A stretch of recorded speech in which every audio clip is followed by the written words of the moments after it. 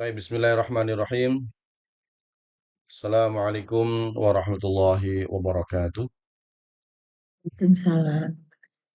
Alhamdulillahi adada khalqihi wa ridha nafsi wa zinata arshihi wa midada kalimatihi. Asyhadu an la ilaha illallah wa asyhadu anna Muhammadan abduhu wa rasuluh.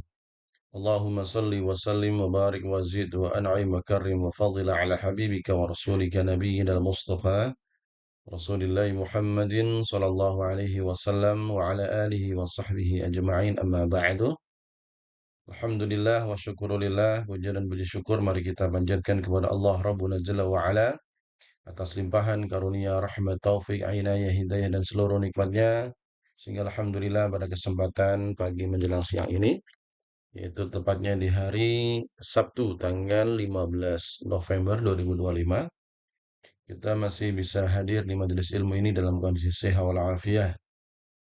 Tentunya kita berharap Allah senantiasa memberikan kita kesehatan jasmani dan rohani kita, panjang umur dalam keberkahan, diberikan istiqamah wa thabat wa sabar wa musabarah, dan kita berharap antum ya pada ummahat wa salihat senantiasa dijaga oleh Allah, diberikan keluarga yang sakinah mawaddah warahmah, keturunan yang saleh dan salihah.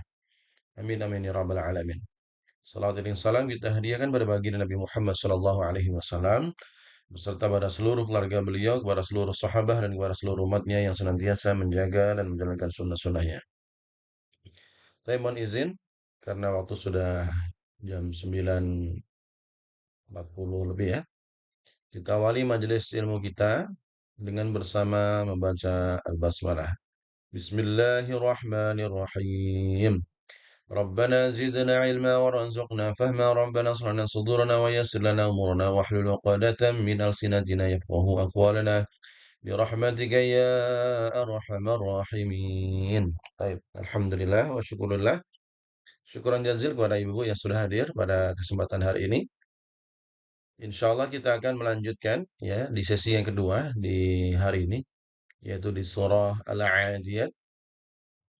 Di sesi kemarin kita sudah masuk ayat 1 sampai 5 ya, ayat 1 sampai ayat 5. Anda berharap mudah-mudahan hari ini bisa kita tuntaskan, karena kemungkinan mohon izinnya pekan depan ini sampai awal bulan karena ada tugas keliling ya.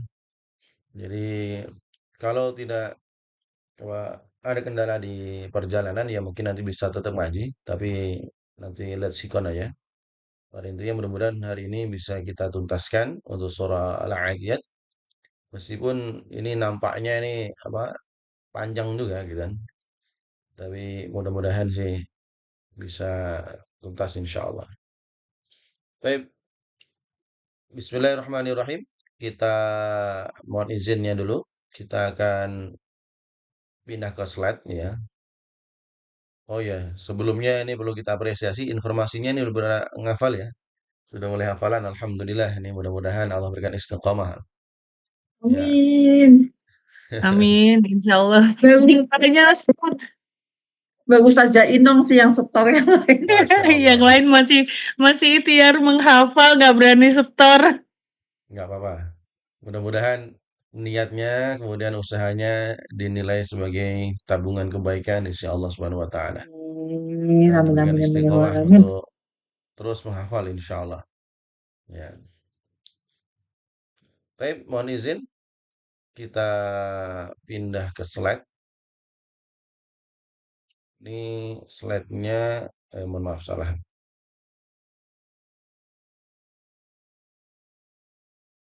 Baik, sebentar, tak pindahin dulu.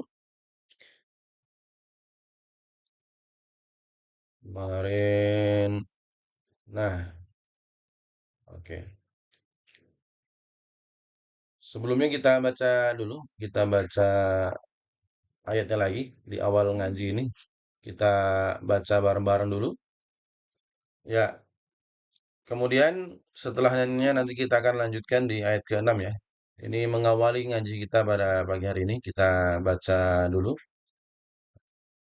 Kita ngaji langsung baca ya. Artinya kita baca ayat 1 sampai ayat terakhir, ayat 11. Setelah itu kita akan lanjutkan di Sesi kedua ini ayat 6 sampai ayat 11 insyaallah biidznillah. Anda baca dari sini dan ibu-ibu boleh nanti bareng-bareng dari rumah masing-masing. Baik. أعوذ بالله من الشيطان الرجيم بسم الله الرحمن الرحيم والعاديات ضبحا فالموريات قدحا فالمغيرات صبحا فأثرن به نقعا فوسطن به جمعا إن الإنسان لربه لكنود وإنه عليك لشهيد وإنه لحب الخير لشديد أفلا يعلم إذا بعثر ما في القبور وحصل ما في الصدور إن ربهم بهم يومئذ لخبير. Baik, alhamdulillah wa syukurillah. Mudah-mudahan apa yang kita baca, apa yang kita berdengarkan berikan manfaat, keberkahan baik yang membaca ataupun yang mendengarkannya. Amin amin ya rabbal alamin. Baik, kita lanjut sedikit mereview dari yang kita pelajari kemarin. Terakhir kemarin ini ya, tawassatna bihi jam'a. Ini kalau kita langsung masuk ke ayat ke-6 kayaknya belum panas ini. Nah, sedikit kita mereview dari apa yang kita pelajari kemarin. Ayat 1, ayat yang kelima ya. Ini sudah nerangkumkan. Ya, apa ibrah dari ayat 1 sampai 5 kemarin. Ya, tadi kita baca dari wal 'adiyati dhabha. Secara terjemah ya tentu kita ngomongin makhluk yang lari kencang ya dengan suara yang terengah-engah kan itu nih kita pelajari. Apakah ini hanya sekedar ngomongin kuda yang lari kencang saja? Tentu tidak ya. Termasuk bagaimana ya kuda tersebut digambarkan di situ ya di ayat kedua, 3 sampai ayat kelima yang kita bahas kemarin perjuangan dari kuda tersebut ya. Lalu bagaimana kenapa Allah bersumpah dengan makhluk tersebut. Maka kalau kita mereview dari pertemuan kemarin, ini ayat 1 sampai ayat 5 adalah ketaatan total kepada perintah Allah ya yang dicontohkan oleh kuda kepada tuannya.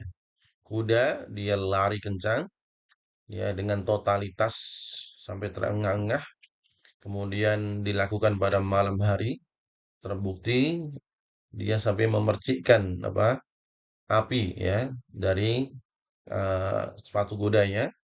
Artinya di tempat yang terjal dengan berbagai obstacle, dengan berbagai rintangan yang ada, tetapi tetap dia totalitas dalam menjalankan perintahnya, ya. Dan tentunya ini nanti akan kita tarik. Kenapa memberikan contoh dari kuda tersebut dan apa relasinya dengan manusia. Kemudian yang kedua adalah keteguhan dan semangat jihad adalah bentuk pengabdian sejati. Nah ini ya, keteguhan dalam berjuang, ya, dalam berdakwah teguh, kemudian semangatnya ini adalah bentuk pengabdian sejati sebagaimana kuda tadi. Ya, semangat berjihad untuk berperang, bahkan perangnya yang disebutkan kemarin bukan hanya di pinggiran, berarti betul-betul di tengah-tengah peperangan.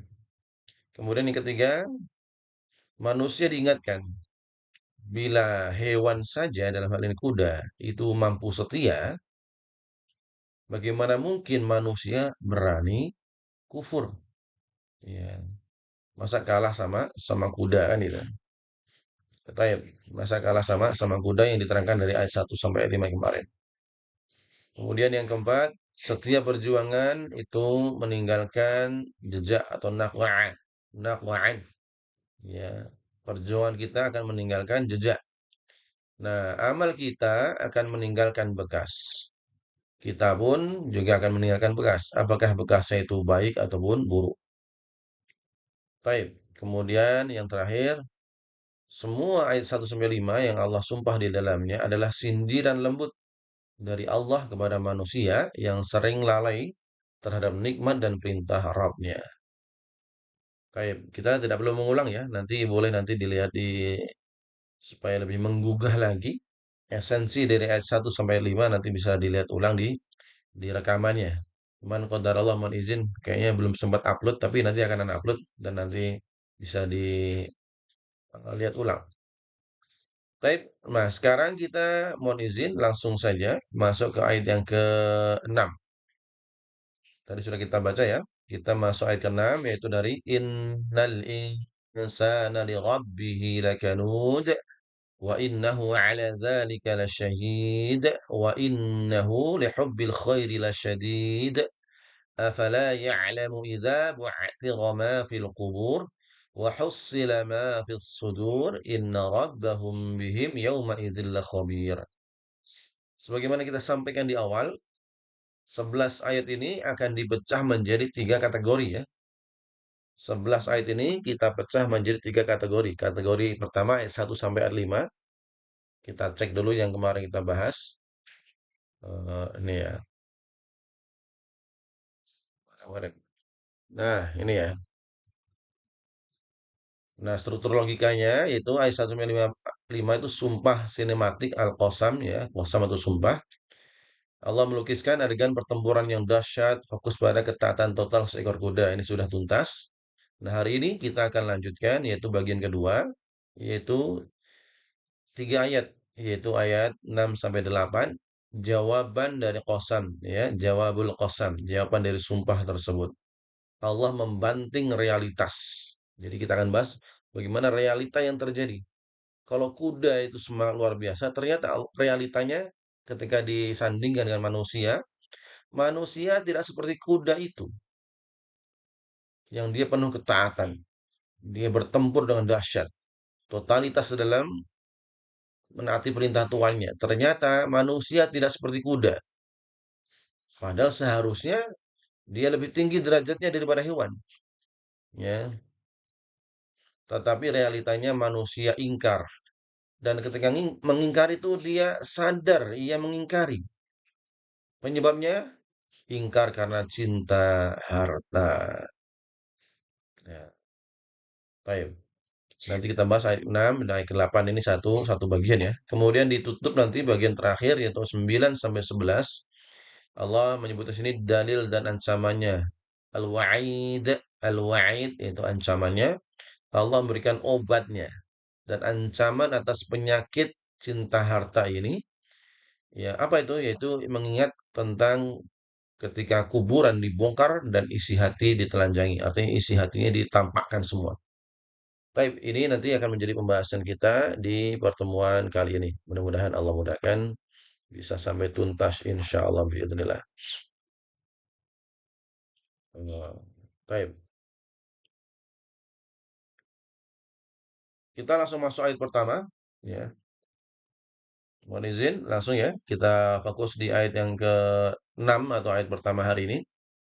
Allah Subhanahu wa taala memulai ayat ke-6 ini.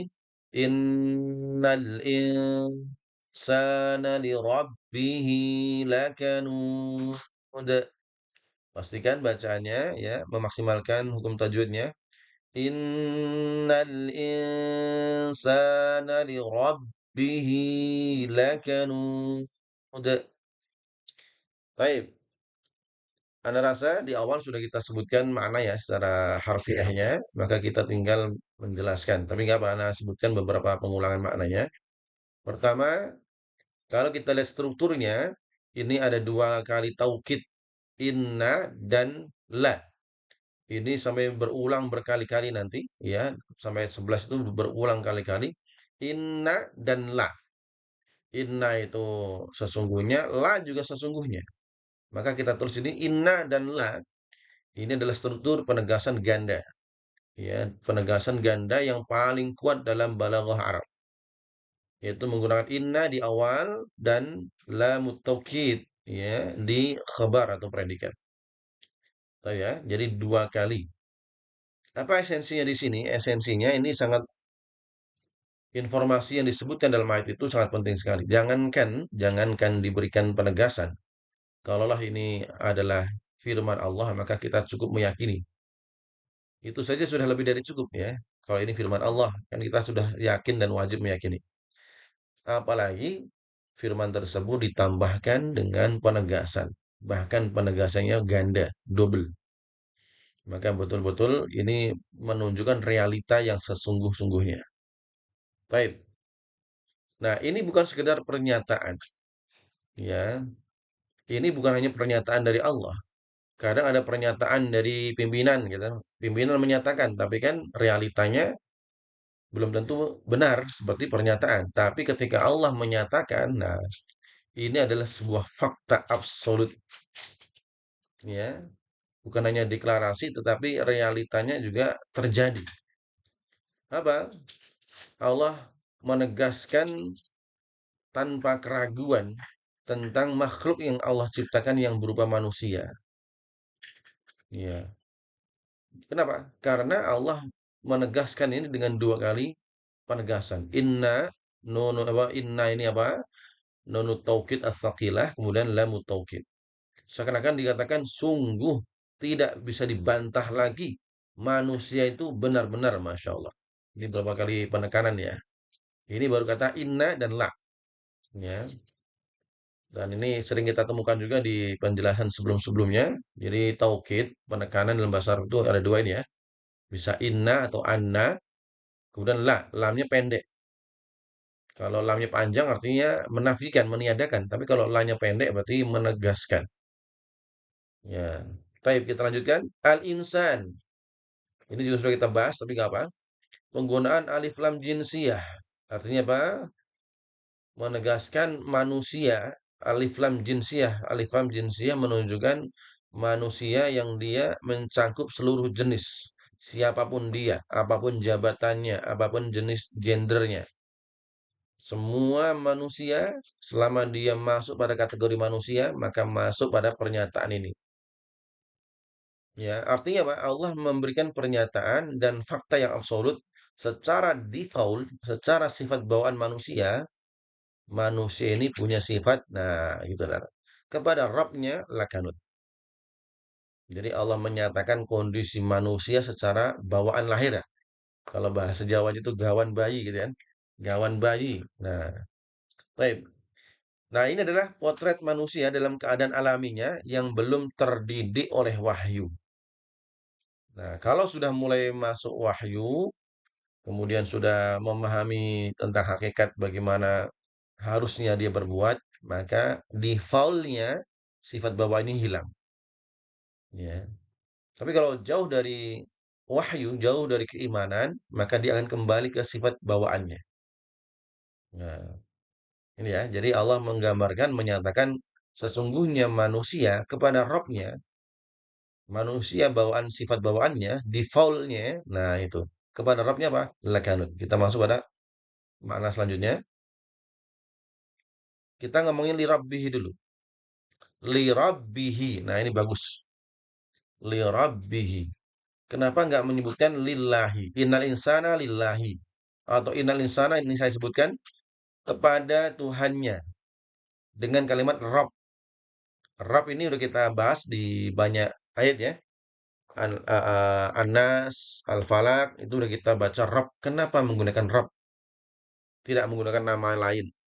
Rabb ini artinya apa?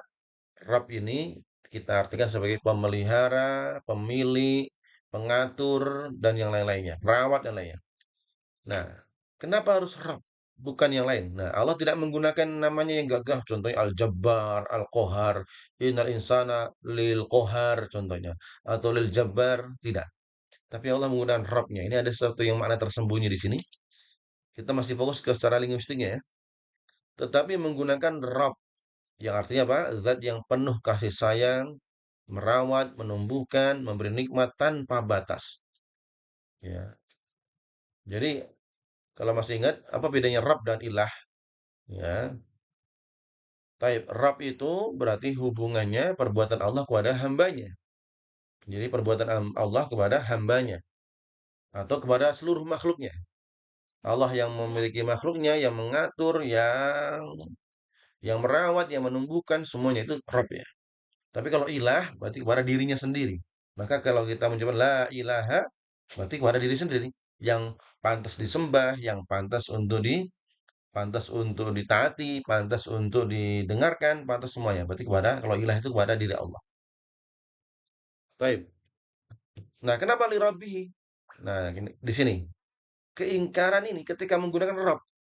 Kalau kita otak-atik dalam segi linguistik, ini menjadi jauh lebih hina. Kenapa? Karena ditujukan pada zat yang selama ini memeliharanya. Allah sudah memberikan manusia, ya, kita semua, yang memelihara, yang menumbuhkan, yang memberikan rizki, yang memberikan nikmat. Maka Allah memberikan Rabb. Gitu kan? Artinya apa? Seharusnya kepada orang, gitu. Kita ngomongin orang ya. Orang yang dia sudah berbuat baik kepada kita, ya seharusnya kita berbuat baik kan membalasnya. Tapi ternyata manusia tidak. Kepada zat yang telah memberikan dia hidup, memberikan dia rizki, memberikan dia nikmat. Nah, ini muncullah kalimat Rabb ini. Nggak menyebutkan nama Allah. Supaya membuat kehinaan pada manusia itu. Yang dia tidak tahu diri kan gitu. Nah, kenapa kepada Rabbnya? Sesungguhnya manusia, ya, siapapun yang secara defaultnya, kepada zat yang telah mengurusi hidupnya, memberikan makan dia, sungguh lakanut, sungguh-sungguh ingkar. Sungguh-sungguh ingkar, Masya Allah. Kanut ini kata yang sangat spesifik ya. Dia bukan sekedar kafir ataupun jahil. Jahil itu artinya menyangkal. Kanut itu lebih dari itu. Ya, jadi manusia secara default, artinya yang dia tidak beriman, yang dia tidak mengenal wahyu, maka secara default dia mengingkari semua nikmat pemberian Rabb yang telah memberikan dia hidup. Ya, gitu ya. Jadi poinnya di situ. Kita lihat makna kanut yang lain. Nah, bangsa Arab menggunakan kata al-kand ya, al-kand dekat kanut ya, untuk menyebut tanah yang tandus. Ya, tanahnya tandus. Gimana? Ya, yang diberi air, tanah tandus itu kalau kasih air tapi tidak menumbuhkan apa-apa. Ya, tanah gersang itu kalau dia kasih air kan dia langsung menyerap hilang. Itulah al-kand atau al-kanut. Manusia ketika dikasih itu secara default dia apa tidak punya rasa syukur, tidak punya rasa terima kasih. Kecuali, nah nanti yang dia mengenal Rabbnya. Jadi kalau kita hari ini kok nggak mau sholat, hari ini kita nggak mau ibadah, nggak mau bersyukur, ini manusia settingan pabrik, settingan pabrik itu. Ya. Belum diajarin tentang wahyu tentang keimanan. Ya, gitu ya. Gambarannya seperti itu. Kita lanjutkan al-kanut. Kanut adalah sebuah karakter. Ya. Jadi manusia ini punya karakter namanya kanut. Nah, ayo kita identify kepada diri kita, apakah karakter kanut ini ada dalam diri kita sampai saat ini. Jadi bukan sekedar perbuatan, dia adalah karakter yang secara aktif apa? Prakteknya melupakan kebaikan, ya, dan senantiasa mengingat keburukan. Karena ada ya orang-orang ya kita ngomongin mungkin kita punya orang, punya kenalan, punya kawan yang dia setiap dikasih nggak pernah berterima kasih, gitu kan? Obsesinya apa? Selalu mengingat keburukan terus. Nah, ini kan kanut itu, gitu. Ini adalah orang-orang kanut ini, ya. Jadi kalimat kanut ini yang mungkin kemarin kita ngafal nggak tahu artinya, ya ini penyakit bawaan manusia secara default ketika dia tidak mengenal iman atau tidak mengenal wahyu. Ya mungkin karena kelemahan iman kita, penyakit ini mungkin masih ada dalam diri kita. Ya. Jangan kepada Allah sama manusia ya, pada orang tua, kepada orang tua. Karena kita tuh melupakan kebaikan orang tua. Wa nafsu bittaqwallah. Ya. Atau mungkin kepada orang yang pernah berbuat baik, kepada kawan kita yang selama ini berbuat baik sama kita. Itu kita lupakan. Nah, tapi keburukannya diingat-ingat terus. Ya. Padahal seharusnya dibalik. Ya, kalau kita ngomongin orang lain, nah ini poinnya. Anda dapat kunci dari apa? Dari guru Anda itu. Kalau ngomongin orang lain, maka jangan lupakan kebaikannya, gitu kan? Jangan lupakan kebaikannya dan lupakan keburukannya. Jadi ketika ngeliat orang lain tuh baik terus gitu. Nah, kalau untuk diri kita baru dibalik. Kalau untuk diri kita, lupakan kebaikan kita, ingat kita tuh banyak buruknya. Sehingga kita banyak muhasabah. Nah, ini hal tentu sulit ya, sulit untuk dipraktekkan kalau ya kita sendiri eh, tidak betul-betul memahami konteks kanut tadi. Tapi kalau kita tahu konteks kanut, nanti Masya Allah, kita akan lebih mudah untuk bermuhasabah. Merasa diri itu banyak, banyak salah, banyak dosa. Kenapa tadi? Ini tadi, kanut. Jadi kanut itu cocok untuk diri kita. Kalau kita melihat sisi kita gitu ya, senantiasa melupakan kebaikan karena itu nggak ada baiknya, nggak ada buruknya, nggak ada baiknya, ibadahnya masih kurang, banyak buruknya, banyak sehingga kita apa mengintrospeksi. Nah, kalau untuk orang lain apa tadi? Orang lain tuh diingat terus kebaikan orang lain tuh, orang lain tuh baik, baik, baik, baik, baik. Orang lain tuh nggak ada buruk-buruknya, sehingga ya kita ngeliat orang lain tuh baik terus ya, sehingga senang. Baik, ini kanut, ya kanut. Kita akan lihat kontrasnya dengan kuda, gitu kan? Kuda dia cukup diberikan rumput, diberikan tempat tinggal namanya kandang, kandang kuda oleh tuannya. Apa yang terjadi? Dia membalasnya dengan ketatan penuh resiko, totalitas. Itu kuda, masya Allah. Cuma dikasih rumput, Pak.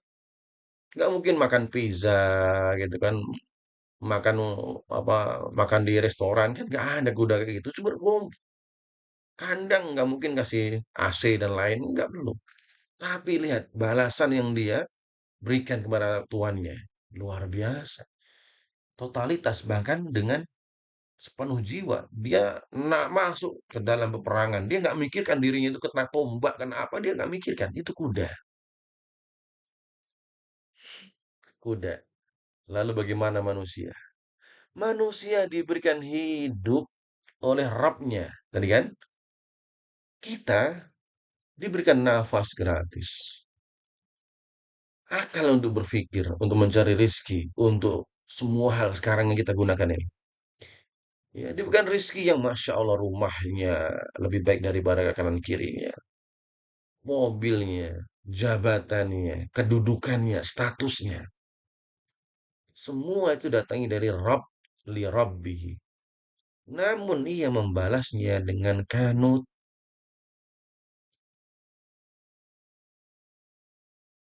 Ini ya, yuk kita identify nih. Masuk kalah sama kuda yang hanya diberikan rumput dan kandang, tapi dia totalitas. Kita hari ini, detik ini, lihat rumah kita, lihat status kita, lihat anggota badan kita sempurna. Dan bersamaan itu, sekedar untuk membalas saja sulit. Apalagi mau totalitas. Bahkan sebaliknya, banyak di antara manusia itu kanut. Nih, kanut nih ya. Melupakan kebaikan yang diberikan, melupakan nikmat, dan senantiasa mengingatkan keburukan. Ini kanut nih. Baik, kita percepat. Mudah-mudahan ini bisa baik. Nah, ini secara psikologis. Kalau kita lihat ini ayat ini bagus ini. Gambaran manusia ini yang jika ditanya, Bu, gimana kabarnya? Aduh, pusing. Aduh, kerjaan numpuk. Aduh, cicilan. Aduh, aduh, aduh, aduh. Gitu ya. Tapi nggak ada di sini. Insya Allah nggak ada di sini. Di sini mah orangnya nggak ada. Gitu kan? Dia lupa bahwa dia masih bisa pusing karena otaknya masih berfungsi. Alhamdulillah otaknya berfungsi. Pusing kan itu. Masih bisa bekerja karena badannya sehat. Masih bisa nyicil karena punya penghasilan. Itu. Kalau kita hanya mikir ngeluh-ngeluh, ini kanut nih. Kah? Kanut. Aduh. Nah, ternyata banyak ya. Kalau nggak kanut yang gede, kanut yang kecil ini. Ini banyak ini kan. Banyak ngeluh ini. Ya, Masya Allah. Baik, ini baru ayat nih. Ya, jadi nanti silakan langsung mengingat Al-Adiyat ayat 6. Kalau kita banyak ngeluh nih. Kanut, kanut gitu kan. Berarti kita masih defaultnya manusia yang jauh dari wahyu. Apa pelajaran fundamentalnya? Yaitu identifikasi penyakit spiritual yang paling mendasar, ingratitude, ya, ketidakmampuan bersyukur. Ya, ini ya, mari kita identifikasi diri kita dari penyakit kanut ini.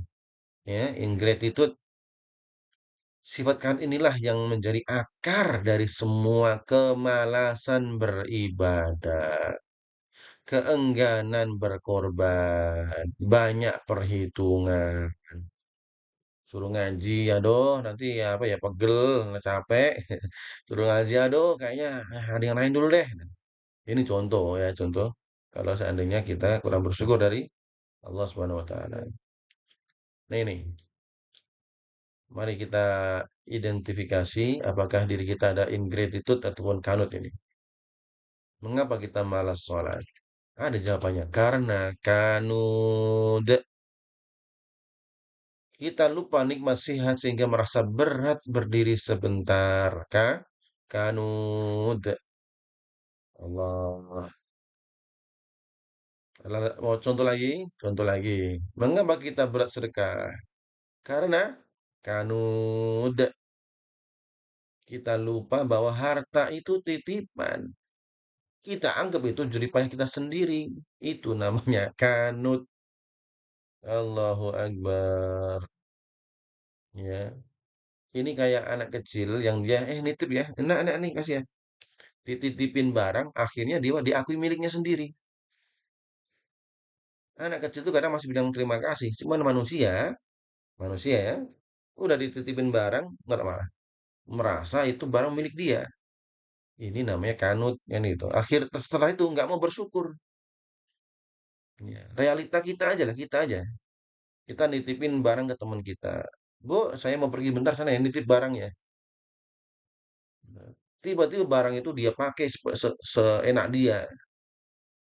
Gimana, Bu? Kemudian setelah itu dia kalau ketika kita mau ambil, dia nggak mau diakui milik dia. Sudah dipakai berkali-kali, nggak pernah terima kasih. Ya, kita pun secara manusiawi emosi kan gitu. Ini apa kok barang saya diakui kan punya siapa ya itu? Emosi kita. Itu baru satu barang. Bagaimana Allah yang berikan kita nafas, berikan kita akal, pikiran dan lainnya. Ini karena apa? Kanud. Ya Allah, ini satu ayat ini berat ini ya. Ya mudah-mudahan ini satu ayat ini bisa menyentuh hati kita, melembutkan hati kita. Relevansinya, kita identifikasi apa relevansinya. Satu, kita ini hidup di zaman kanud. Apa itu? Generasi paling mengeluh dalam sejarah ini. Padahal kita itu generasi paling banyak nikmat, ya. Dengan adanya kemajuan teknologi dan lainnya, itu seharusnya bersyukur. Saya nggak kebayang kalau di zaman Nabi itu kepanasan di padang pasir itu nggak ada AC itu gimana, ya. Di zaman Nabi untuk perjalanan Mekah Madinah butuh berhari-hari, ya, di tempat yang gersang. Ya Allah, kita pun sekarang mau haji tinggal naik pesawat 8 jam nyampe. Itu pun ya kanut juga, ngeluh juga, capek, pegel. Ana baru pulang umroh nih, terus capek ini dan lainnya. Ya Allah, bayangkan kalau zaman dulu bagaimana jalan kaki. Ini kebayang zaman kanut sekarang. Kita marah. Ini contoh. Saat koneksi internet lambat. Ya, lupa bahwa kita hidup di era di mana seluruh ilmu dunia ada di genggaman. Ya, ini kan zaman-zaman yang paling banyak mengeluh, dikit ngeluh, dikit ngeluh. Padahal banyak kemudahan, banyak kenikmatan. Contoh lainnya, kita ngeluh kanut saat asik kurang dingin. Nggak kebayang dulu bagaimana gitu kan. Atau mungkin di zaman sekarang lah, lupa bahwa miliaran orang bahkan tidak punya listrik.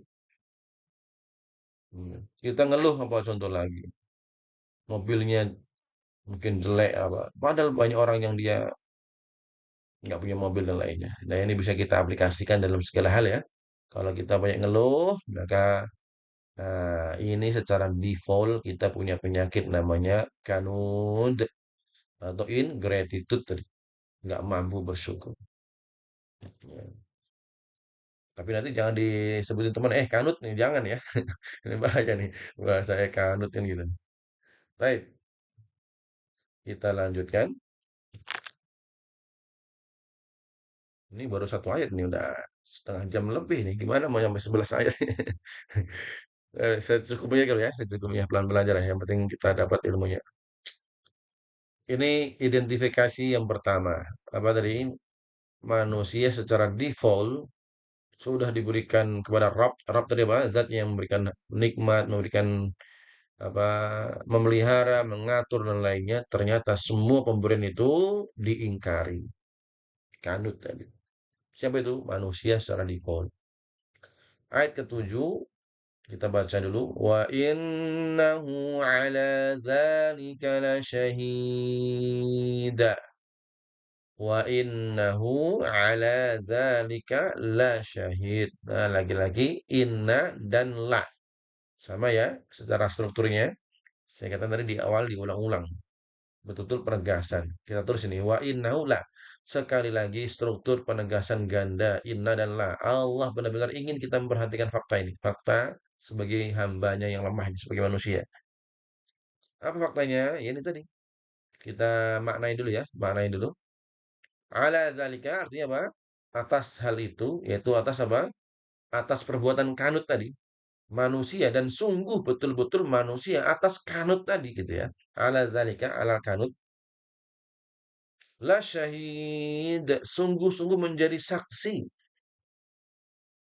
Nah, jadi manusia dia dengan perbuatan kanut itu dia menjadi saksi. Apa makna dari menjadi saksi kita bahas di sini. Apa kapan seseorang disebut saksi? Gitu ya. Kalau kita di pengadilan itu, di hukum itu, kapan seorang disebut saksi? Seorang saksi adalah dia yang tahu, alim, alima, dan hadir, hadoro pada suatu peristiwa. Jadi kalau ada persidangan itu kan, datangkan saksi, maka saksi itu yang dia tahu dan dia mampu hadir untuk menjadi saksi. Nah, ini secara linguistik biar lebih jelas dulu apa makna dari syahid ini. Itu saksi dalam bahasa kita. Dia alimah, dia tahu informasinya dan dia mampu hadir.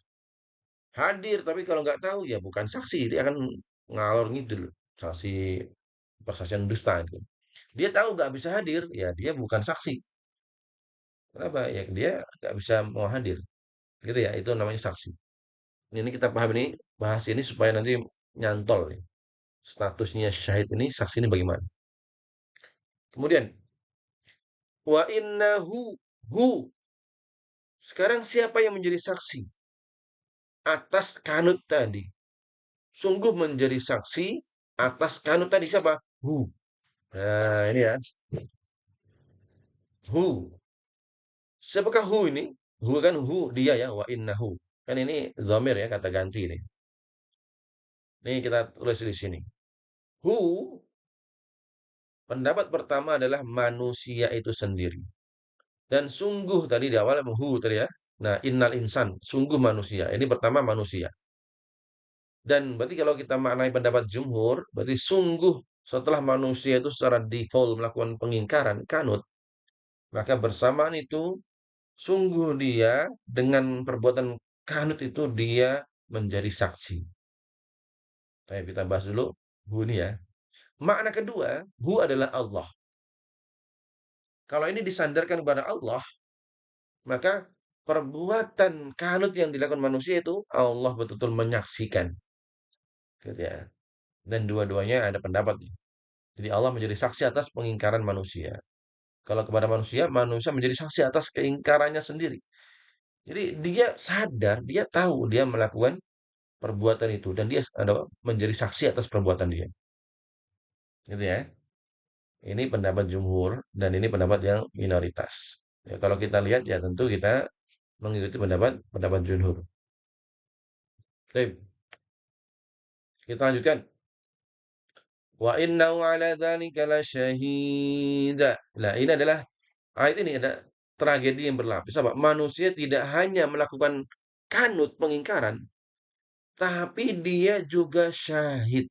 Ini kalau kita menggunakan pendapat yang pertama tadi ya, pendapat jumhur. Hu ini kembali kepada manusia. Artinya apa? Manusia menjadi saksi atas keingkarannya sendiri. Nah, ini akan menjadi lapisan apa? Tragedi yang berlapis. Dia sudah melakukan pengingkaran dan bersamaan itu dia sadar perbuatan ingkar tersebut. Nah, jadi dengan penuh kesadaran dia menjadi manusia kanut, menjadi manusia ingratitude. Jadi bukan karena dia nggak punya ilmu, dia sadar. Tahu dari mana? La syahid. Sungguh betul-betul syahid dalam kurung sadar bahwa dia ingkar. Nah ini, ayo nanti akan kita identify. Benar nggak sih kita itu melakukan maksiat itu sadar? Nah itu ya. Ini akan menuju ke sana. Tapi kalau berdasarkan ayat ini sadar. Kita sadar, malas sholat itu sadar. Kita sadar, malas kurang sedekah itu sadar. Itu maknanya. Kita sadar melakukan kemaksiatan itu sadar. Terbukti ayat ke-7 ini. Dan sungguh manusia itu yang melakukan kanut, ala dzalika ala kanut itu, dia penuh dengan kesadaran. Dia tahu, apa tadi syahid? Mengetahui dan hadir. Dia tahu ini dosa dan dia hadir bahwasanya menghadiri perbuatan tetap melakukan perbuatan tersebut. Ayo, meskipun nampak tersembunyi, meskipun nampak nggak ada yang tahu. Nanti kita akan masuk yang lebih mendalam lagi ya. Ini poinnya jelas ya. Poinnya, jadi Anas setuju ini menggunakan pendapat yang pertama yaitu hu ini kepada manusia. Nah, ketika melakukan perbuatan tersebut hati nurani tahu persis bahwa dia salah. Dia tahu dia adalah pelupa nikmat. Dia tahu dia malas ibadah. Dia tahu dia banyak mengeluh. Manusia. Tapi orangnya nggak ada di sini. Orangnya sudah hijrah. Ya, karena yang sini udah ngaji kan gitu. Tapi kadang ada kanutnya gitu. Apalagi yang berbicara banyak kanutnya. Ya ini kita identifikasi. Artinya gini lah, hati kita itu nggak bisa dibohongin. Ya, jadi Allah ini memberikan namanya, istilahnya namanya dhamir. Ada dalam bagian dari tubuh kita itu yang nggak bisa dibohongin. Hati kecil bahkan nurani atau hati kecil ya. Dan masing-masing kita itu punya. Hati kecil ini yang seharusnya setiap saat dia akan mengarahkan kita kebaikan. Iya. Ketika kita melakukan kemaksiatan, pasti di dalam hati kecil tuh menolak dia. Jangan, jangan, jangan. Kalau ketika kita meninggalkan kewajiban, hati kecil mengatakan, jangan, jangan kau tinggalkan, ayo semangat ibadah. Ya. Apalagi nih, banyak hal nih ya. Ayo ngaji, itu hati kecil. Kalau dipilih di antara dua pilihan itu, kalau kita menggunakan akal sehat kita, pasti akan memilih yang baik. Itu hati nurani, hati kecil kita, namanya dhamir. Tapi bersamaan itu, kita malah memilih yang buruk. Dan bersamaan itu, ala dzalika la syahid. Ya, kita dengan penuh kesadaran melakukan perbuatan itu. Astagfirullah. Jadi nggak ada istilahnya, nggak tahu kemarin tiba-tiba nih nggak sadar, tiba-tiba nih korupsi. Nggak ada. Dia penuh dengan kesadaran menipu. Dia penuh kesadaran dia melakukan riba. Dia penuh kesadaran dia mencuri. Dia penuh kesadaran melakukan manipulasi. Allahu Rabbi la haula wa la quwwata illa billah. Wa innahu ala dzalika lasyahid. Pas sekali dengan kalimat lamu taukid di sini. Betul-betul dia syahid, dia sadar dan dia saksi. Matanya melihat tangannya itu melakukan penipuan. Matanya lihat dan penuh kesadaran. Tangannya melakukan kemaksiatan, dia sadar. Apa nggak berat itu kan? Berat ini. Makanya besok Allah Allah wala quwwata illa billah. Baik, kita ngomongin diri sendiri ya. Ini adalah gambaran konflik batin. Nih, saat kita mematikan alarm subuh, subuh pakai alarm dan memilih untuk tidur kembali. Mulut kita mungkin beralasan, aduh masih capek. Tapi tanya pada hati kecil kita tahu persis bahwa kita sedang malas, kita tahu itu malas. Dan kala itu kanut ingkar. Ini adalah gambaran konflik batin kita. Kita sadar kita menjadi saksi. Ya, Allah Akbar. Kita adalah saksi yang paling jujur atas kebobrokan diri kita sendiri di pengadilan hati nurani kita. Dan poin ya. Kita, diri kita sendiri yang menjadi saksi yang jujur. Ya. Ana yakin seburuk-buruknya manusia, Fir'aun contohnya. Kalau dia bertanya pada hati nurani, ya pasti dia tahu dia itu melakukan keburukan. Seburuk-buruknya Fir'aun. Tapi kita nggak ngomongin Fir'aun, nah kita ngomongin diri kita sendiri aja ya. Kita tahu kalau kita itu lagi malas. Malas ngaji, malas baca Quran, malas ibadah dan lainnya. Padahal batin kita, dia akan menjadi saksi. Allahu Rabbil hawla wala quwwata illa billah. Apa hikmahnya? Hikmahnya pertama, tidak ada manusia yang bisa lari dari pengadilan hati nuraninya sendiri. Semaling-maling yang maling gitu kan. Korupsi, koruptor. Dia punya hati sebenarnya. Allah ciptakan dalam hatinya untuk menyetir kebaikan. Dan kita pun juga sama. Kita semua tahu siapa diri kita yang sebenarnya di balik topeng yang kita pakai. Nampaknya pakai peci putih kayak gini nih. Ya, nampaknya kelihatannya sok soleh di hadapan manusia. Ini yang berbicara ya. Tapi tentu kita tahu diri kita sebenarnya di balik topeng ini semua.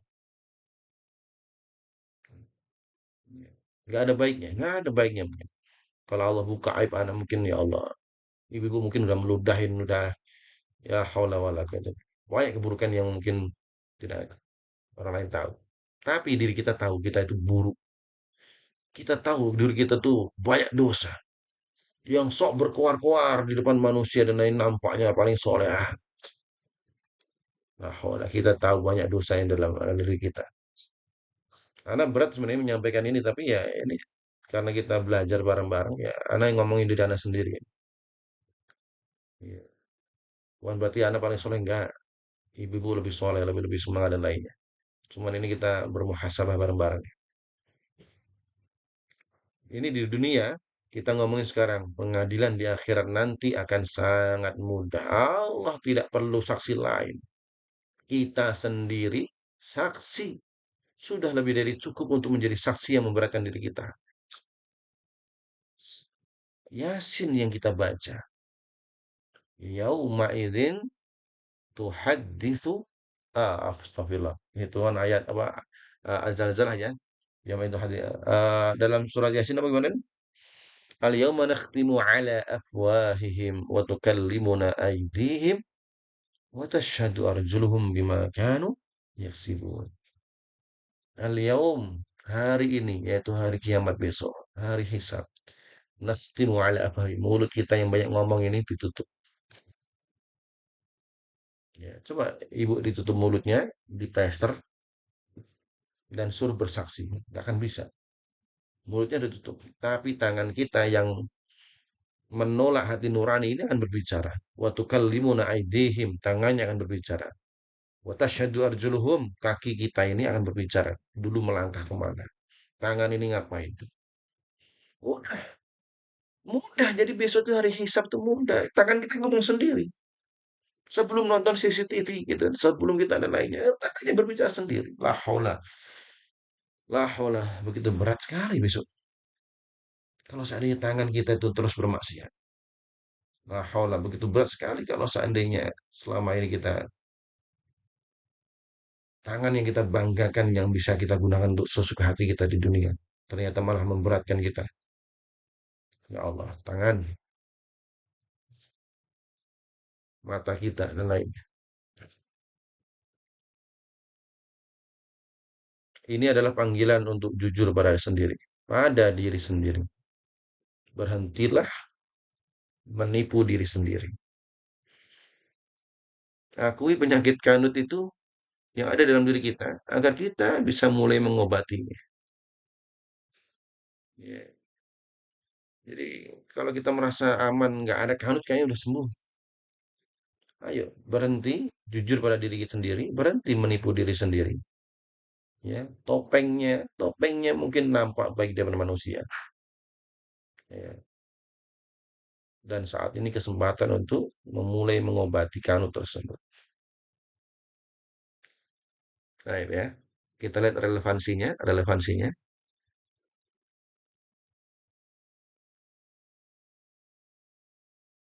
Kalau tadi kita ngomongin zaman kanut, nah di sini kita ngomongin hidup di era rasionalisasi. Kita pandai mencari pembenaran atas dosa dan kemalasan kita. Banyak ngeles ini. Selanjutnya nanti aja, lagi sibuk nih. Sibuk apa ya? Sibuk main HP ya. Sibuk rapat lah, meeting-meeting lah.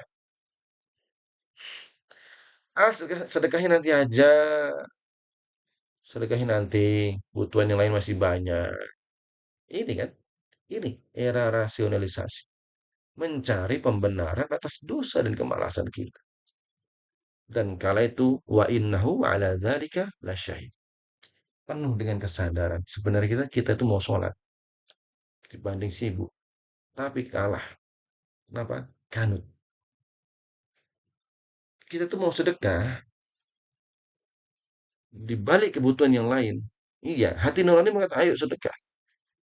Tapi kita masih mencari pembenaran atas kemalasan kita. Wa innahu ala dzalika lasyahid. Dan akan datang hari di mana kita akan sedekah, ingin sedekah. Tapi sudah terlambat. Ya. Laula akhortani ila ajalin qarib fa as-saddaq. Seandainya waktu bisa diundur sejenak, kematian maksudnya, niscaya aku akan sedekah. Loh kemarin kenapa? Nanti aja kemarin. Dia masih memiliki kebutuhan yang lain. Beli gadget baru, shopping-shopping, jalan-jalan dan lainnya. Lupa sedekah. Ketika kita menipu orang lain dengan citra sibuk dan butuh. Tapi kita tidak bisa menipu diri kita sendiri. Syahid. Ya. Kita melihat orang lain melihat kita, wah ini orang sibuk bener. Nih, orang lain betul-betul wah. Tapi kita tidak bisa menipu diri kita sendiri. Jauh di lubuk hati kita tahu itu hanya alasan yang dibuat-buat oleh sifat kanut kita. Allah Rabbi. Ya, maka ayat ke-7 ini mengajak kita untuk mendengarkan, tanda kutip ya, ayo dengarkan saksi internal hati nurani kita dan berdamai dengannya. Udah mau sampai kapan memerangi gejolak batin terus? Ikutin kata hati dan mulai bertaubat. Allah, la haula wala quwwata illa billah. Ya, mungkin selama ini kita ya seperti itu ya, termasuk yang berbicara ini. Gejolak hati, dia mengingkari isi hatinya. Kanut, kanut, kanut terus menutupi. La haula wala quwwata illa billah. Ini baru 2 ayat ini berat nih, Pak. Ana juga ketika baca tafsir nih gimana ya, berat tapi ya mudah-mudahan ini bukan topeng ya, mudah-mudahan nih kita ajak bareng-bareng lah. Ya, ini anak yakin ini ada dalam diri anak semua. Menipu diri sendiri ada dalam diri anak gitu.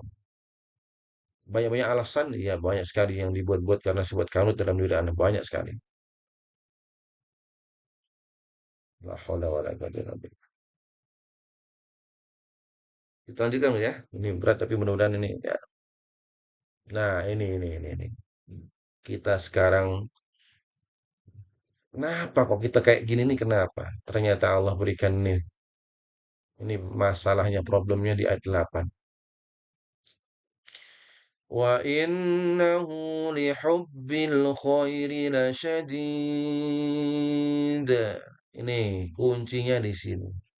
Ini ayat sudah kita hafal-hafal ya, tapi ya karena nggak nyentuh jadi ya biasa aja. Sama wala adiyati dhabha apa itu kan itu. Kita pahami ya Allah ini seharusnya membuat kita nangis nih, membuat kita sedih.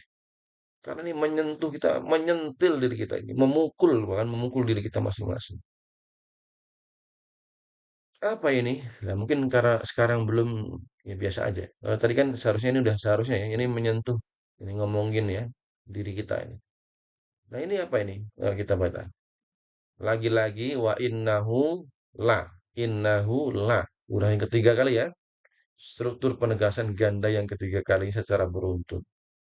Allah benar-benar ingin kita fokus pada diagnosa ini. Ya. Ayat keberapa? 6, 7, 8 ini berat ini. Ini apa jawabul qasam, jawaban atas sumpah nih kondisi manusia. Lihubbi karena cinta. Huruf li di sini adalah lam ta'lil. Namanya lam ta'lil, lam yang menjelaskan sebab akibat nih. Ini sebabnya di sini. Ayat ini adalah diagnosa akar problematika, root case-nya, apa root cause-nya, ya. Ini akar masalahnya di sini. Ayo, kalau kita tadi masih banyak kanut, banyak menipu diri kita, sering pakai topeng yang nggak benar, ya, sering malas-malas. Nih, masalahnya di sini. Nih, akar masalahnya. Apa ini? Nih, al khair, lihubbil khair, karena cinta kebaikan. Apa ini kebaikan? Nah, ini bahasanya bagus nih. Kita pahami secara linguistik dulu ya, linguistik biar nggak salah. Bukannya kebaikan itu baik iya, kebaikan yang mana dulu? Nih ya, kebaikan di sini adalah nah ini. Ini yang saya tulis ini adalah puncak ironi dan balaghah, puncak kondisi yang sangat ironis dan juga puncak dari retorika yang tinggi. Allah menggunakan penghalusan bahasa yang sangat menyindir. Allah menggunakan penghalusan bahasa, halus sekali bahasanya. Kenapa tadi manusia kanut dan bersamaan itu dia sadar, ya, lah syahid tadi, karena dia cinta khair. Apa cinta khair ini? Nah, kita baca. Nah, manusia menyebut al-mal, harta sebagai khair. Ya. Jadi mal, harta, itu kan kita anggap sebagai manusia, itu kan kebaikan. Itu kan realitanya kan. Wah ini orang kaya, berarti orangnya baik kan gitu. Baik dalam segi materi kan. Wah artinya kalau kita itu nggak punya harta, kayaknya nggak ada baiknya. Mau beli sana susah, beli sini. Kalau punya kita kaya raya, kayaknya nampaknya baik ini. Ini kita ingin retorika yang Allah sebutkan sini. Nggak Allah nggak menyebutkan wa inna lihubbil mal nggak, lihubbil khair. Allah ingin menyebutkan nih, yang kamu pakai menurut kamu orang yang banyak hartanya banyak kebaikan, Allah langsung sebut sentil tuh. Allah memakai istilah mereka. Mereka manusia untuk menelanjangi cara pandang mereka yang materialistis. Ya. Kan cara pandang kita sebagai manusia, orang kaya berarti dia baik. Kenapa? Kita nih. Kalau kita punya harta yang banyak, berarti kan kita merasa aman kan itu kan. Kalau kita nggak punya harta, kita miskin, nggak punya rumah, nampaknya buruk kan itu. Ada kesenjangan sosial kan itu kan. Ya, kita kan kesenjangan sosial sebagai manusia kita menganggap gitu kan. Wah, ini orang kaya. berarti orangnya itu baik. Sisi manusianya, wah ini orang buruk, ini orang miskin nggak punya apa-apa, orang buruk. Kan gitu cara pandang kita. Kita nggak usah menafikan ya, nggak usah mengingkari kan begitu. Makanya Allah menggunakan kalimat khair, bukan menggunakan kalimat mal. Mereka manusia mengira harta adalah kebaikan absolut. Padahal harta hanya khair akan menjadi baik, harta itu akan menjadi khair, baik jika ia menjadi alat kebaikan. Jika ia melahirkan kanut, maka akan menjadi syar, keburukan. Jadi Allah ingin melihat nih cara pandangmu terhadap harta yang menurutmu baik, itu ternyata konteksnya belum tentu benar. Tadi, harta akan menjadi baik kalau digunakan kebaikan, akan menjadi buruk syar kalau digunakan menjadi kanut. Nah, manusia berani kanut, tadi apa kanut? Ingkar ya kepada Rabbnya. Ini penyebabnya karena hatinya tertawan oleh khair. Ya, dia tertawan oleh khair. Kecenderungan pada hartanya terlalu besar. Sehingga dia akan mengkerdilkan orang lain. Merasa dia orang kaya, akan merasa mampu membeli kekuasaan, mampu menjadikan orang lain budak. Mampu dengan harta dia ngerasa dia penguasa. Mampu dengan harta dia bisa menundukkan siapapun. Ini kan kondisi manusia realitanya kan. Bukan zaman sekarang aja. Dari zaman siapa? Zamannya Korun juga kayak gitu. Iya. Harta itu bisa menundukkan manusia. Berarti yang punya harta dia punya kemampuan kebaikan. Apa yang terjadi? Dia tidak mau berkorban untuk Robnya karena dia terlalu cinta pada berhala barunya khair. Buat apa dia sholat dan lainnya kan dia udah merasa cukup dengan hartanya. Dia menganggap sholat gak sholat sama aja kan gitu kan. Sholat, apakah orang yang sholat itu kemudian setelah sholat kemudian jadi kaya raya kan? Nggak ada jaminan. Sehingga dia merasa nggak perlu sholat. La haula wala. Inilah dia tidak mau berkorban untuk Robnya. Kenapa? Dia terlalu cinta pada khair, kepada cara pandang dia dengan harta tadi. La syadid nih, kalimat la syadid nih. Bagaimana kecintaan manusia itu kepada harta yang dia anggap khair tadi? La, sungguh benar-benar syadid. Ini kalimatnya syadid. Sungguh-sungguh berlebihan atau keras. Ini penyebabnya ini. Penyebab kanut itu kecintaan pada harta yang sangat berlebihan. Nah, kata syadid di sini memiliki dua makna linguistik ya. Pertama, syadid artinya kuat, intens. Cinta kuat sekali. Cintanya pada harta itu sangat kuat, mendarah daging, dan obsesif. Khair, atau hubbun syadid. Ya, pokoknya semuanya serba harta. Atau makna kedua, nah ini ahli tafsir lain mengatakan, syadid di sini diartikan sebagai kikir atau bakhil. Ya, apa akibat dari cinta yang kuat itu dia menjadi sangat kikir untuk mengeluarkan harta di jalan Allah. Tangannya keras, tidak mau berbagi. Nah, ini penyebab kanut tadi. Jadi karena dia hubbud dunia, cinta dunia, pertama apa? Syadid tadi. Cintanya bukan hanya sekedar cinta biasa, syadid. Cintanya kuat sekali. Atau karena apa? Kecintaan dunia mengakibatkan dia kikir dengan hartanya. Dia tidak mau berbagi. Nah, kita lihat logikanya. Kuda, kuda lagi nih. Karena ini di penghujung dari bagian kedua ya. Ayat 1 sampai ayat 5 ngomongin kuda. Taat pada tuannya karena tuannya memberikan khair, rumput. Itu ya, kuda ya. Manusia, ya Allah. Apa? Innal insana li rabbihi lakanut.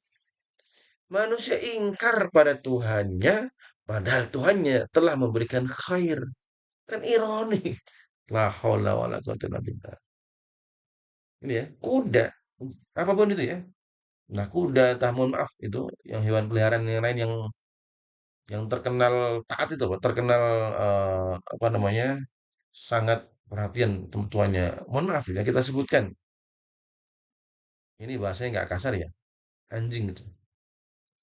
Anjing. Yang mungkin kita menganggap dia adalah najis. Mungkin manusia lebih hina daripada mohon maaf. Anjing. Anjing itu dikasih makan, itu dia siap menjaga, siap menjadi wah luar biasa kan anjing penjaga, kemudian anjing berburu itu luar biasa. Cuma dikasih tulang. Kalau ada yang mengganggu tuannya, anjing itu ya Allah, dia akan menjadi yang terdepan untuk menjadi tamengnya. Itu anjing. Ini nggak ngomong kasar ya. Ini contoh manusia. Allah udah diberikan hidup sehat, rumah mewah, mobil, status jabatan, kesehatan, apalagi sebutin semua. Lah kok pada Tuhannya kanut. La haula wala quwata illa billah. Pokoknya ini ironi ya, ironi sempurna ini dah. Iya. Orang gimana ini? Baik, kita lanjutkan. Ini adalah analisis psikologi spiritual yang tuntas. Ya, analisa secara psikologi dan spiritual ya. Allah memberikan alur penyakitnya ya kita runut ya, runut dari ayat 6, 7, 8. Dan kita putar dulu sekarang, kita putar dari ayat 8 sekarang udah ketemu akar masalahnya. Pertama lihat ayat 8. Ini adalah akar masalah kita. Kita terlalu cinta pada harta dengan kecintaan yang akut, hubbul khair.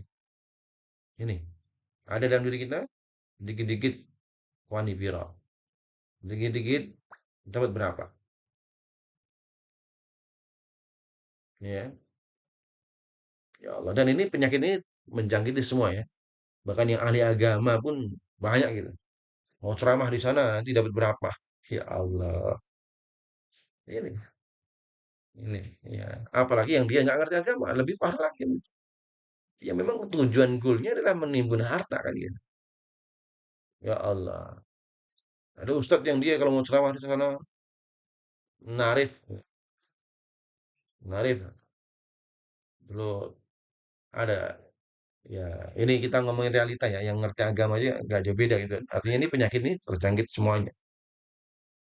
Mau ceramah lagi ceramah gitu. Ini nih kita ambil ibrah ya, karena nggak sebutin orangnya, jadi ini bukan anak rasa ini bukan ghibah. Ini adalah ibrah.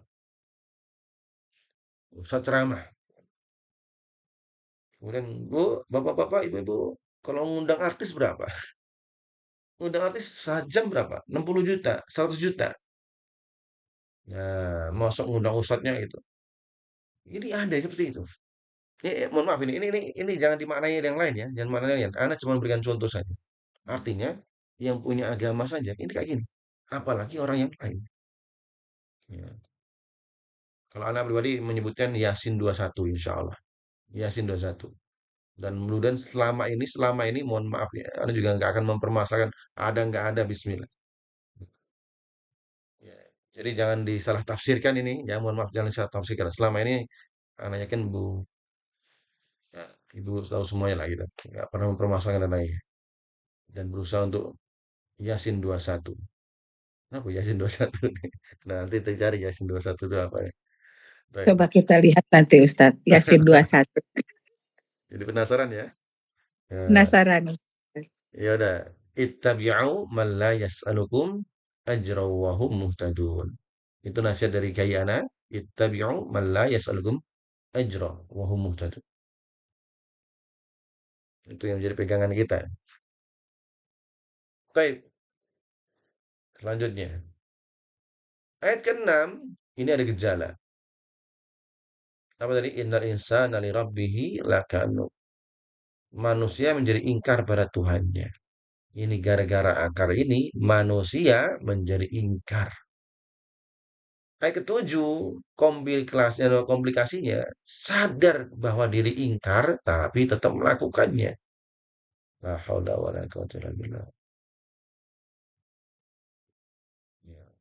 Dan ini mungkin jadi pada anak-anak kita itu melakukan kemaksiatan, apa kholwat. Ya Allah. Ibu-ibu zaman now kan kalau anaknya malam, ya mudah-mudahan bukan anak kita terjauhkan, mudah-mudahan terjauhkan ya. Malam minggu anaknya kok masih di rumah kok sedih, anakku nggak laku. La haula wala quwata illa billah. Bangga kalau anaknya dibawa keluar orang, la haula wala quwata illa billah. Dan penuh kesadaran. Itu kan zaman-zaman now kan itu. Ya, la haula wala. Baik, kita ambil hikmahnya. Kenapa ini ayat ke-8? Udah jam 11 nih. Masya Allah, baru 3 ayat nih.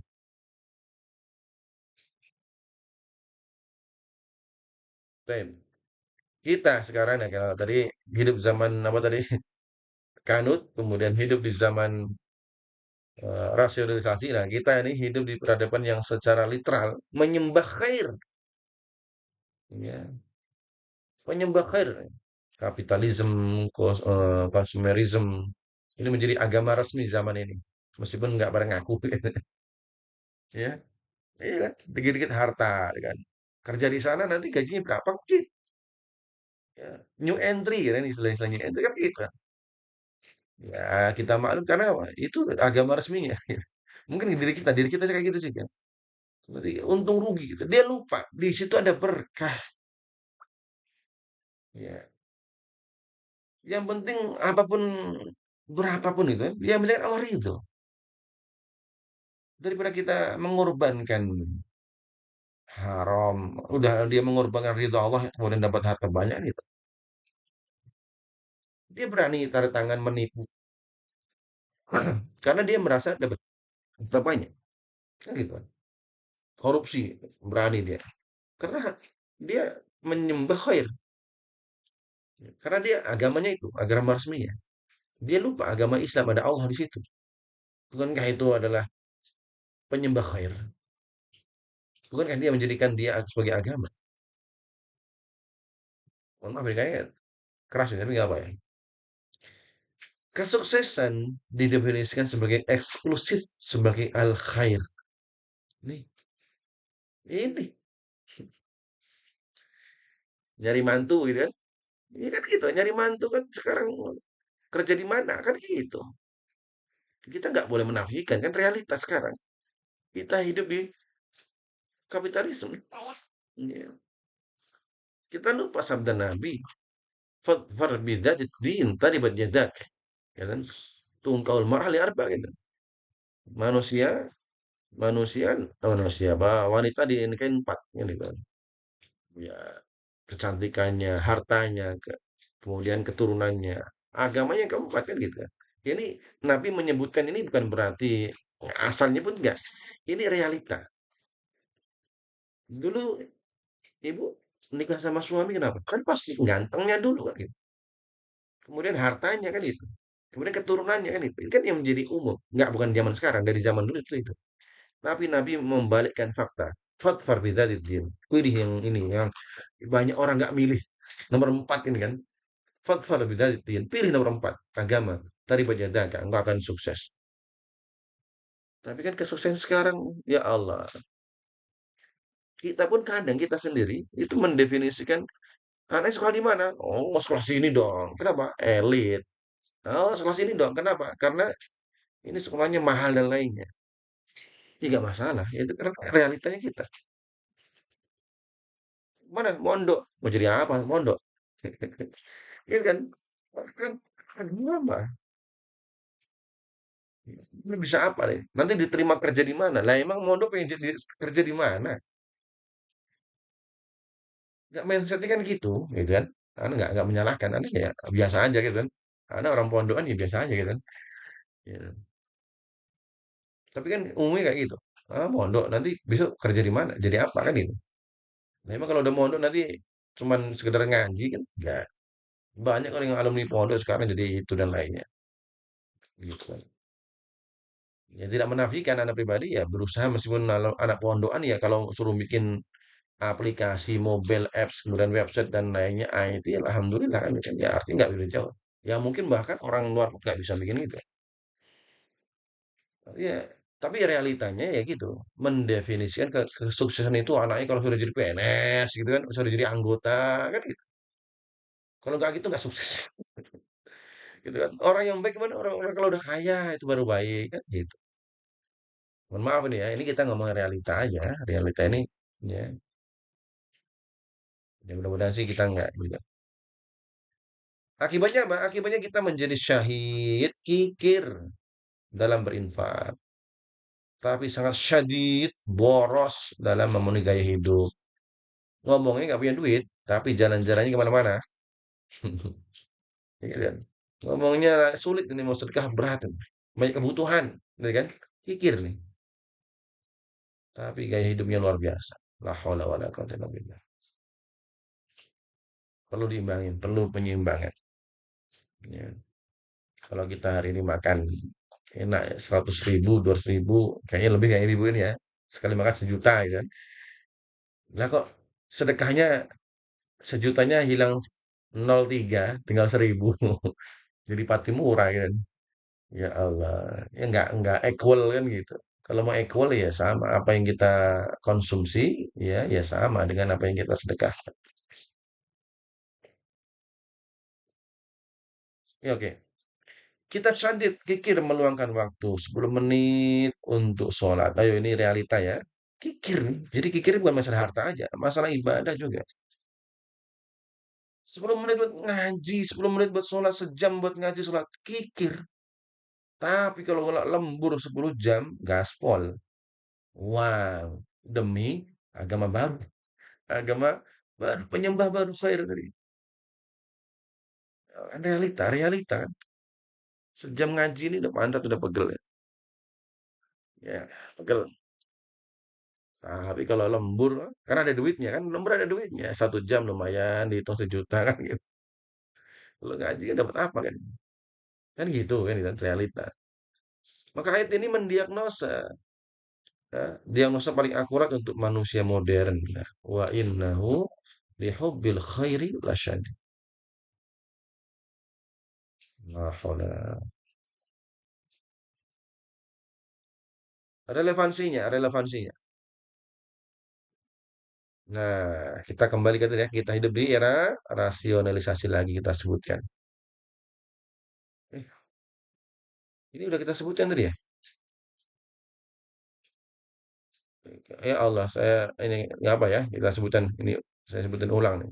Tapi nggak apa lah ya. Ya realitinya hampir sama ya. Kita hidup di era rasionalisasi, kita mengulang lagi. Kita pandai mencari pembenaran atas dosa dan ulas kita. Ini kayaknya ini saya salah. Jadi apa? Yang di atas tak copy paste gitu, sehingga malahan belum tak apa, slide sebelumnya saya lupa ini isinya. Tapi pada intinya ini kita kembali pada diri kita masing-masing ya. Masih banyak kayaknya ya. Masya Allah ini ada 73 slide. Baik. Apa Ustadz? Baik. Anda rasa kita buka diskusi dulu aja yang dari 3 ini. Hmm, sampai sini tadi. Ada nggak pertanyaan mungkin yang lainnya? Ini masih panjang juga ternyata. Takutnya nih baru Ya Allah nggak apa-apa Ustadz. Diskusi aja lagi ya. Sembari nunggu azan. gimana? Sedangkan teman-teman kalau ada masih jam 11 sih. Nah, kalau kita Silakan, lanjutin kayaknya teman-teman.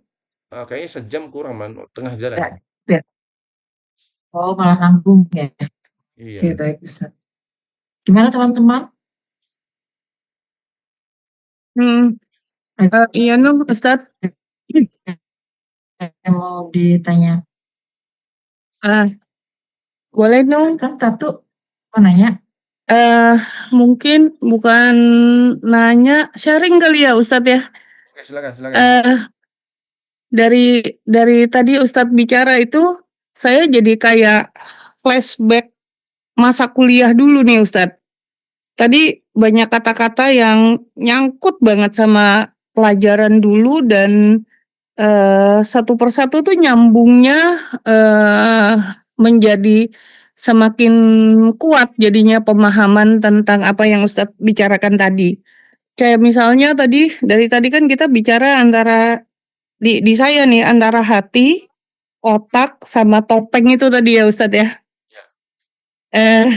yang saya pelajari sejauh ini memang otak kita tuh hanya bekerja seperti yang kita kenal sekarang di artificial intelligence. Itu kan dibuat berdasarkan kapasitas otak ya, dia kecerdasan buatan. Nah, kita bisa membayangkan otak kita seperti itu. Dia hanya dimasukin banyak data, dia melakukan kategorisasi, yang ini halal, yang ini haram, yang ini baik, ini tidak baik gitu. Tapi dia tidak bisa melakukan judgement. Judgement-nya itu adanya di kolbu, adanya di luar otak. Jadi otak itu tidak bisa membedakan, kalau disuruh membedakan benar atau salah, dosa atau tidak, realitas atau bukan, itu nggak bisa dilakukan oleh otak. Dia sama robot. Misalnya gini, kalau siang ini panas terik lalu paling enak kita gerujak kan ya, rujakan. Kalau rujakan itu ada mangga, asem, terus udah gitu seger banget rasanya. Kita ambil mangga, kita ambil pisau, terus kita kupas mangganya, baunya itu tercium, terus di mulut kita tuh bisa kalau saya lanjutkan ini, di mulut kita bisa terasa ada air liur yang asam kan? Tapi kalau saya tanyakan mana mangganya, in real kita tidak ada mangganya. Jadi otak itu tidak bisa membedakan, ini cuma cerita tentang siang hari yang panas, terus kita ngupas mangga, tapi dia sudah mengorder tubuh kita untuk mengeluarkan air liur seperti hayalan tadi.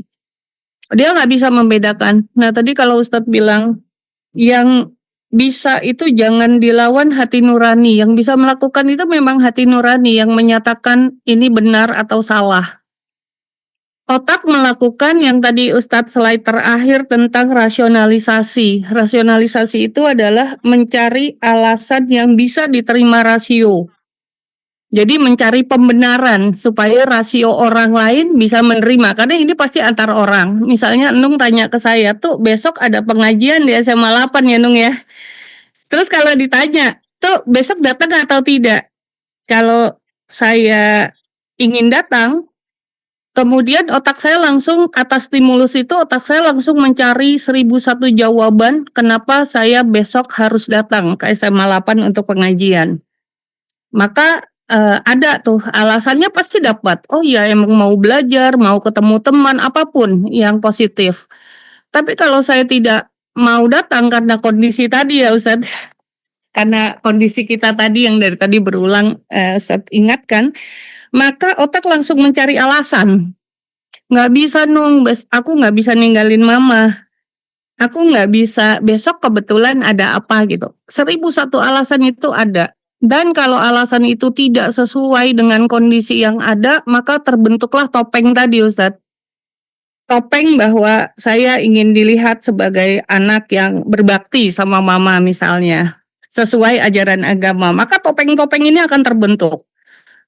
Apabila topeng itu tidak, kalau topeng itu terbentuk apabila tidak sesuai dengan hati nurani. Nah, topeng-topeng yang banyak inilah yang kemudian kalau sangat banyak pada saat ditanya, saya harus nyari topeng mana yang harus saya pakai. Kebingungan inilah banyaknya topeng yang dimiliki seseorang yang membuat akhirnya dia jadi sakit mental. Disebutnya sakit mental loh, bukan sakit otak. Padahal yang membuat otak kan Ustadz, yang bikin alasan tadi rasionalisasi adalah otak. Tapi begitu rasionalisasi itu kan artinya kita mencari alasan pembenaran atas sesuatu yang kita lakukan. Jadi sebenarnya tidak benar. Sehingga terbentuklah topeng. Begitu topengnya jadi banyak, kita jadi bingung, maka inilah jadi ranahnya psikologi, psike itu jiwa, dan itu terbentuk karena topeng-topeng itu. Jadi dari tadi Ustadz bicara itu, saya benar-benar kayak flashback gitu Ustadz. Tentang luar biasa ya, kenapa saya tidak paham ini semua. Nah, jadi berandai-andai nih. Pada saat saya dulu mempelajari psikologi, karena ini jadi dalam banget artinya gitu. Dan di saya, ya alhamdulillah, masya Allah ini jadi semakin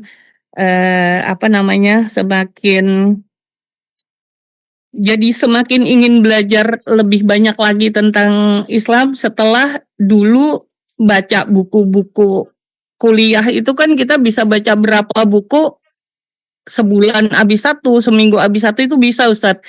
Tapi sekarang kalau baca buku agama kayaknya kepentok-pentok susah banget ngabisin satu buku aja gitu. Nah ini bikin saya mengingatkan kembali bahwa sebenarnya semua itu nyambung.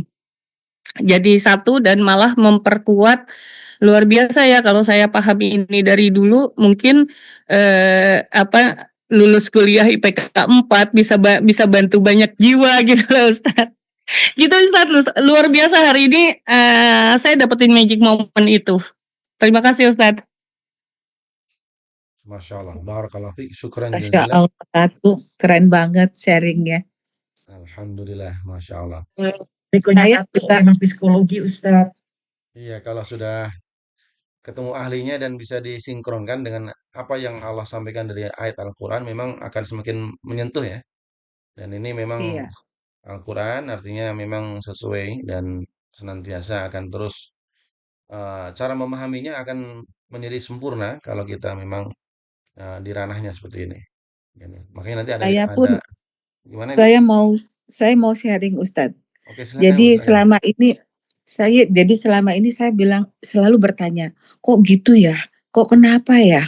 Kok dia kanut banget gitu ya? Sekarang istilahnya kanut gitu kan. Ya. Ternyata udah dijelaskan di ayat ini. Jadi saya semakin kenapa? Kanut maksudnya? Ya ada Artinya. seseorang ingkar gitu, kok kanut banget gitu kan. Istilah kita sekarang kita belajar tentang kanut kan. Kanut Iya. sekarang punya istilah Ya baru. sekarang saya bahasanya kanut. Ada istilah kanut banget itu loh. Iya, Kanut pakai banget kali. Iya. Jadi ternyata memang ada di Al-Qur'an juga udah dijelaskan sehingga ya udahlah ya. Memang qadarullahnya manusia ada yang seperti itu, jadi kita lebih apa ya, jadinya lebih legowo ya menghadapi orang-orang kanut ini ya Ustadz ya. Seperti itu sih. Yang tidak bersyukur, yang selalu mengeluh, yang membolak-balikan fakta gitu Ustadz. Ya itu sih yang sharing saya yang saya dapat nih saat ini dari ayat-ayat ini. Kalau aku malah terbalik Meta. Kalau aku jadi cermin seberapa banyak kanut yang aku punya. Seberapa misalnya lalai sebenarnya sholat itu harus tepat waktu tapi kita nggak tepat waktu gitu. Itu kan selalu lalu otak memberikan jawaban. Iya kan harus bantuin mandiin mama dulu, bantuin kasih makan dulu, harus ini, harus itu. Alasannya Kan tuh. Iya, jadi justru kalau di aku bukan melihat orang lain kenapa kanut banget, tapi aku malah melihat luar biasa ya gitu. Jadi istighfar seberapa banyak kanut-kanut yang ada di kepala selama ini gitu ya. Ya itu untuk yang dicarikan diri sendiri. alasannya gitu. Itu lebih jadi selama tadi Ustadz bicara itu saya jadi nggak gitu fokus dalam arti setiap kali tuh jadi istighfar Ustadz. Jadi astagfirullah. Luar biasa ya ternyata sebanyak itu yang diungkap. Jadi kalau saya punya 1001 macam topeng di diri saya, hari ini kebongkar banyak banget sama Ustadz gitu loh. Yang akhirnya saya ngelihat mungkin kalau dulu ada acara TV psikologi untuk Anda, maka kita para psikolog suka bilang gitu, psikologi itu untuk Anda, bukan untuk saya. Jadi kalau psikolog yang melakukan keanehan bahkan lebih banyak psikolog yang menjadi gila ujungnya ya karena itu, karena lebih banyak langsung semua teori itu diterapkan ke orang lain tapi tidak ke diri sendiri. Nah itu yang hari ini saya tuh yang bolak-balik saya menilai diri sendiri karena kan nggak perlu bicara pada siapapun, tiba-tiba semua itu ada bolak-balik Ustadz mengingatkan itu, saya langsung ketampar sendiri rasanya Ustadz. Terima kasih banyak atas hari ini. Masya Allah. Iya, itu untuk diri kita sendiri memang kita banyak ketampar ya soal kanut yang telah kita lakukan gitu, tapi dalam kenyataannya sehari-hari memang saya berinteraksi dengan orang kanut tersebut gitu. Jadi ya ternyata begini. Jadi saya lebih kepada ya legowo ya sudahlah itu urusan dia sama Allah. Udah gitu aja sih Ustadz. Masya Allah. Baik, syukran. Barakallahu fiik. Ah, berarti ini ya, sebentar sebelum saya lanjut, karena mungkin kalau kita lanjutkan ayat 9 sampai 11 kayaknya nanggung nggak habis juga. Maka kemungkinan di sesi ini kita cukupkan untuk bagian kedua tadi ya, tentang jawabul qasam ya.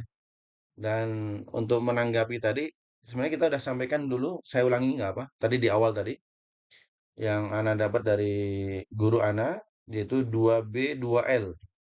Tadi tentang resep bagaimana menyikapi kanut ini, 2B, 2L. Kalau masih ingat tuh dulu masih ketika offline tuh. Ya ini mungkin saya ulangi sedikit tambahan dari apa yang kita pelajari hari ini.